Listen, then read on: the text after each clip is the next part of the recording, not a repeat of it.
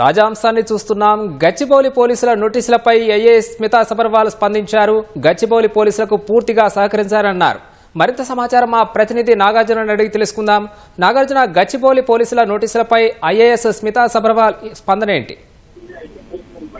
ఈ నెల 12వ తేదీన మనకి గచ్చిబౌలి పోలీసులు నోటీసులు ఇచ్చారు. కంచె గచ్చిబౌలి భూముల వ్యవహారానికి సంబంధించి ఒకవైపు గొడవ జరుగుతున్నటువంటి విషయం మనందరికీ తెలుసు. అయితే దానికి సంబంధించినటువంటి ఆ భూములు యూనివర్సిటీని అందులో చాలా జీవ వైద్యం దెబ్బతింటుందని వాటిని టీజీఐఐటి చదును చేస్తున్నటువంటి వ్యవహారం పైన చాలా మంది సోషల్ మీడియాలో పోస్టులు పెట్టారు. ఆ పోస్టులకు సంబంధించినటువంటి ట్విట్టర్ తో సహా ఇన్స్టాగ్రామ్, ఫేస్బుక్ లో విపరీతంగా వైరల్ అయ్యాయి. అయితే అందులో హాయ్ హైదరాబాద్ అనేటువంటి ఒక ఎక్స్ హ్యాండిల్ పెట్టినటువంటి ఒక పోస్ట్, అంటే ఎదురుగా బుల్డోజర్ ఒక జేసీబీలు కనిపిస్తాయి, అక్కడ ఉన్నటువంటి నెమళ్లు, జింకలు ఎదురుగా కనిపిస్తుంటాయి. ఒక అడవి లాంటి ప్రాంతంగా AI generated Ghibli art photo అక్కడ మనకి కనిపిస్తుంది. దాన్ని హాయ్ హైదరాబాద్ గత నెల 31వ తేదీన దాన్ని పోస్ట్ చేసింది.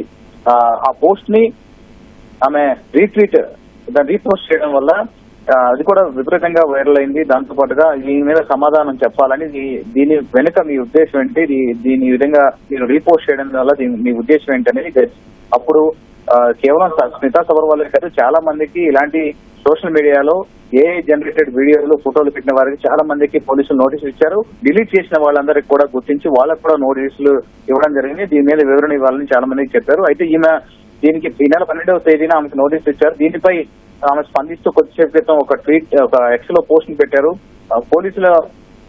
గచ్చిబౌలి పోలీసులు ఇచ్చినటువంటి నోటీసులకు నేను పూర్తిగా సహకరించాను, చట్టాన్ని గౌరవించే వ్యక్తిగా వాళ్ళు అడిగిన ప్రశ్నకి వివరణ ఇచ్చానని ఆమె చెప్పడం జరిగింది. అయితే నేను ఏదైతే ఎక్స్ పోస్ట్ ని రీపోస్ట్ చేశానో దాన్ని సుమారు 2000 మందికి పైగా దాన్ని రీపోస్ట్ చేశారు. వాళ్ళందరి మీద కూడా ఎలాంటి చర్యలే తీసుకుంటున్నారా అని ఆమె ప్రశ్నించారు. చట్టం అందరికీ సమానమా, ఎంపిక చేసిన వారే టార్గెట్ చేస్తున్నారని స్పష్టత కోరానని ఆమె ప్రధానంగా ఆమె ఎక్స్పోస్ట్ లో తెలపడం జరిగింది.